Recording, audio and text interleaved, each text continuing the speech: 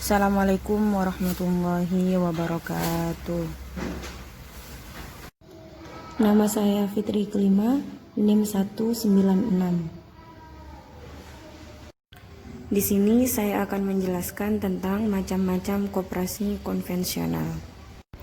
Yang pertama, jenis-jenis koperasi berdasarkan usahanya. Pengelompokan jenis-jenis koperasi yang pertama adalah berdasarkan jenis usahanya. Berdasarkan hal tersebut, koperasi dapat dibagi menjadi 3 jenis, yaitu koperasi produksi, koperasi konsumsi, koperasi simpan pinjam. Yang pertama, koperasi produksi. Koperasi produksi adalah sebuah koperasi yang memiliki tujuan untuk membantu usaha para anggotanya atau melakukan usaha secara bersama-sama.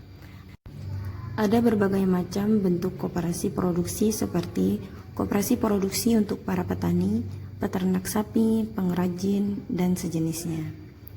Pada koperasi produksi yang membantu usaha para anggotanya, biasanya memiliki tujuan untuk membantu kesulitan-kesulitan anggotanya dalam menjalani usaha.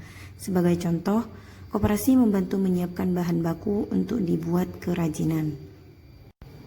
Selanjutnya ada koperasi konsumsi. Koperasi konsumsi adalah sebuah koperasi yang menjual berbagai barang kebutuhan pokok untuk para anggotanya, yang mana harga barang-barang dari koperasi umumnya lebih murah dari harga di pasaran. Sebagai contoh, koperasi menjual beras, telur, gula, tepung, kopi, dan lain sebagainya. Dan yang terakhir ada koperasi simpan pinjam.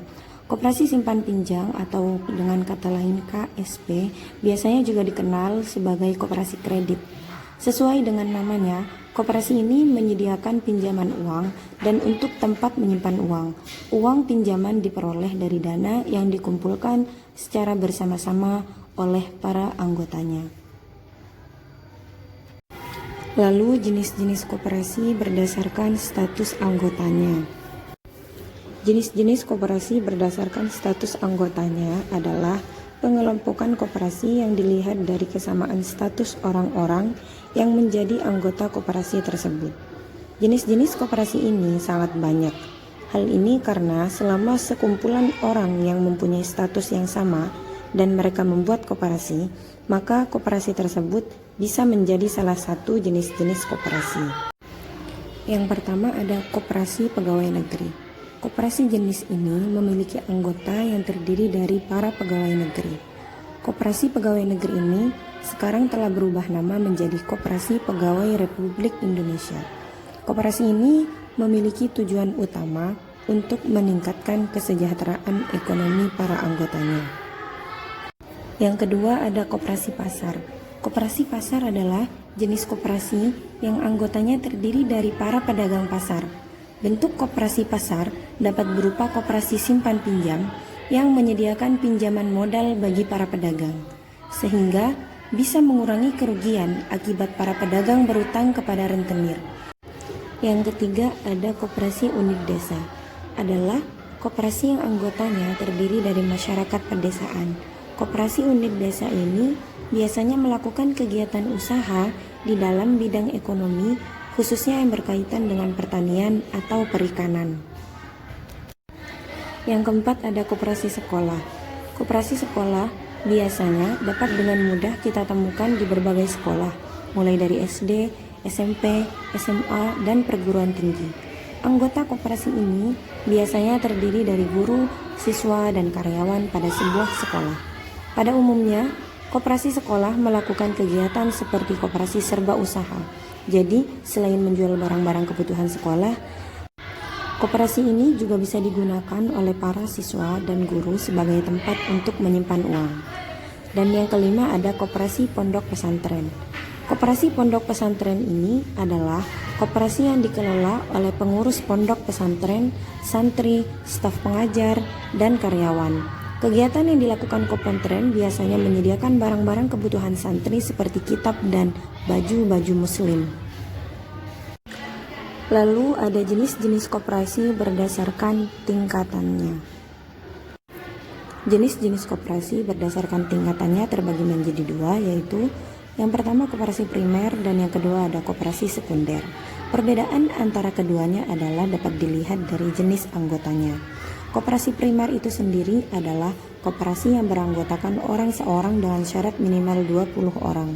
Syarat lainnya adalah orang-orang yang membentuk koperasi tersebut harus memenuhi persyaratan anggaran dasar koperasi primer dan memiliki tujuan yang sama. Syaratnya adalah beranggotakan warga negara Indonesia dan memiliki kemampuan untuk mengambil tindakan hukum. Dikarenakan koperasi merupakan sebuah badan hukum, akan tetapi bagi pelajar dianggap belum bisa mengambil tindakan hukum dan membentuk koperasi. Yang kedua ada koperasi sekunder. Koperasi sekunder adalah koperasi yang didirikan oleh sebuah organisasi koperasi atau beranggotakan koperasi primer. Anggota koperasi sekunder adalah koperasi-koperasi yang memiliki kepentingan dan tujuan yang sama agar kegiatan yang dilakukan bisa lebih efisien. Koperasi sekunder bisa didirikan oleh koperasi sejenis ataupun berbagai jenis atau tingkatan koperasi. Yang dimaksud dengan contohnya adalah tingkat pusat, gabungan, dan induk, di mana penamaan dan jumlah tingkatan ini ditentukan sendiri oleh anggota koperasi sekunder. Dan yang terakhir, ada jenis koperasi berdasarkan fungsinya. Jenis-jenis koperasi berdasarkan fungsinya dapat dibagi menjadi 3 jenis, yaitu koperasi konsumsi, koperasi jasa, dan koperasi produksi. Yang pertama ada koperasi konsumsi. Koperasi konsumsi adalah sebuah koperasi yang bertujuan menyediakan barang, kebutuhan untuk para anggotanya. Seperti yang dijelaskan sebelumnya, barang-barang tersebut disesuaikan dengan jenis anggota dalam koperasi tersebut. Yang kedua ada koperasi jasa. Koperasi jasa adalah koperasi yang melakukan kegiatan pelayanan jasa yang dibutuhkan oleh anggota. Contohnya seperti jasa simpan pinjam, asuransi, angkutan, dan lain-lain, di mana pemilik seluruh aset usaha koperasi dan pengguna layanan jasa adalah anggota koperasi itu sendiri. Dan yang ketiga ada koperasi produksi.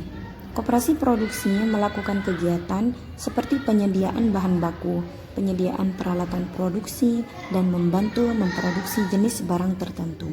Selain itu, koperasi juga ikut membantu menjual dan memasarkan hasil produksi pada anggota koperasi. Sekian penjelasan dari saya, kurang lebihnya mohon maaf. Assalamualaikum warahmatullahi wabarakatuh.